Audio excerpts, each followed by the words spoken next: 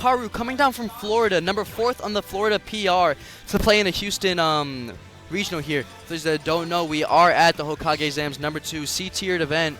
And we have players, you know, coming from Florida, coming from Mexico, Houston, Oklahoma, Mid-South, Colorado. Just everyone's just coming down to Houston, and it's great to see, man. Getting straight into hear it. Got Roy into, you know, Ritcher. It definitely seems like a little bit of a sucky matchup for Belmonts here. I mean, obviously, I'm assuming that he's played against some Cola at least a couple of times, Karu. So he's got to know a little trick or two. I would definitely see this being hard for Roy to recover. Just that downbeat cheese at Holy Water could be really rough for him. Okay, the up B out of his stuns are actually insane. If I remember correctly, Belmont's up Bs actually don't have any intangibility, unlike, you know, stuff like Mega Man's up B and Sonic up B. Yeah. That early start was insane. And like I was saying, that Holy Water is going to be extremely hard for Vivtec to deal with, especially when you're playing against a player like Karu, who's super, you know, crucial. He's very exact with his placements. I mean, like I said earlier, if you're going to play a low tier, bro, you better know how to play that low tier to a T. Oh, really now? Belmonts are considered low tier? Yeah. D tier. Oh, I actually did not know that. Or DC tier, yeah.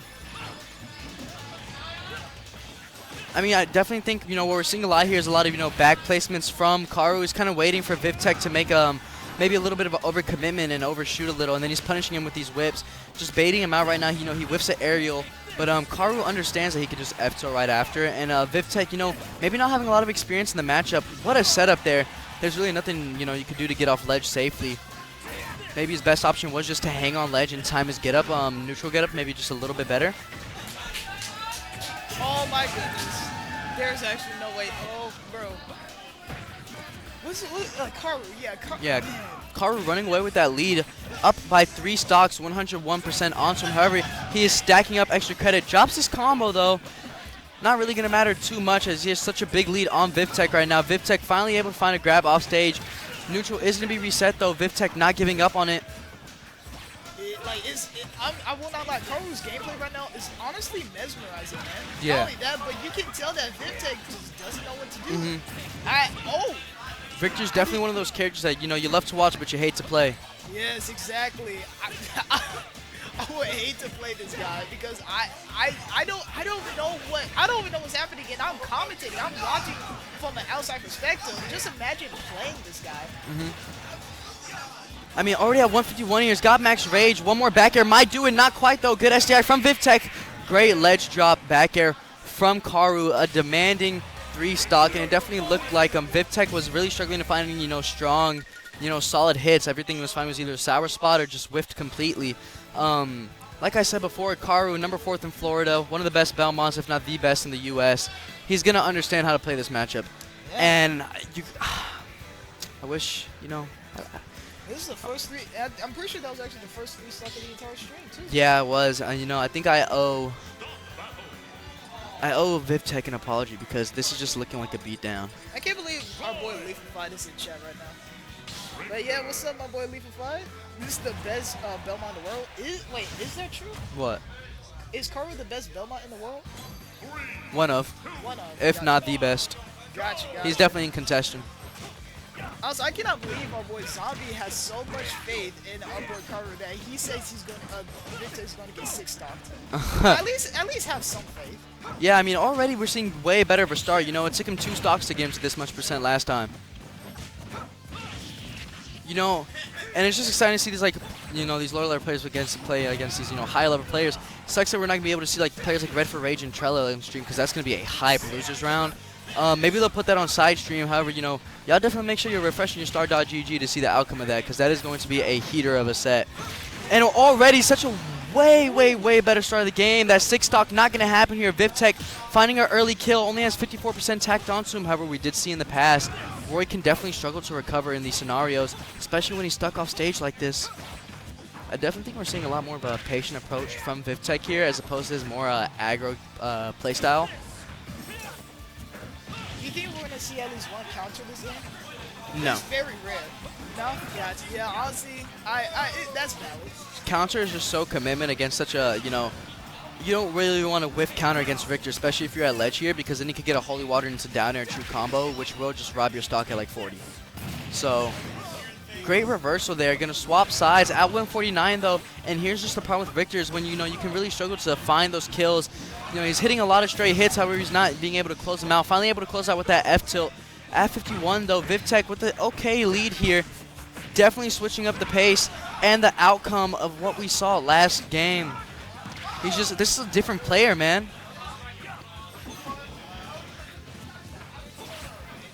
Honestly, the insane tether reach that the Belmonts have is insane. It always surprises me with how long horizontally they can actually tether to the edge. Yeah. I low-key kind of wish Lucas kind of had that. Great placements on the holy water and the cross timings from Karu. He's really clawing his way back to regain the lead here. He's definitely messing up some of his holy waters areas. He's kind of hitting them on the edge of that platform rather than the edge. Try to call out with that edge smash. Yeah, I mean, Vivtec getting dog walked from one side of the stage to the other though, and his lead is barred to none now.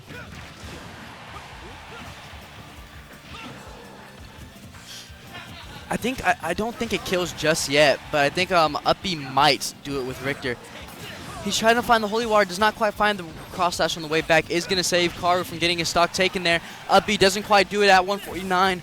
Both players at max rage, or near max rage.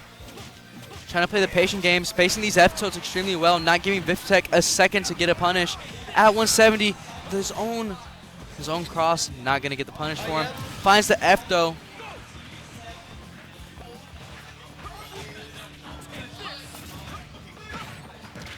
Finds a sweet spot up air. I'm honestly surprised that didn't just kill off the top. But that would kill. Wait, what? Yeah. Finds the sour spot and that's able to close it out. Both players on their last stock.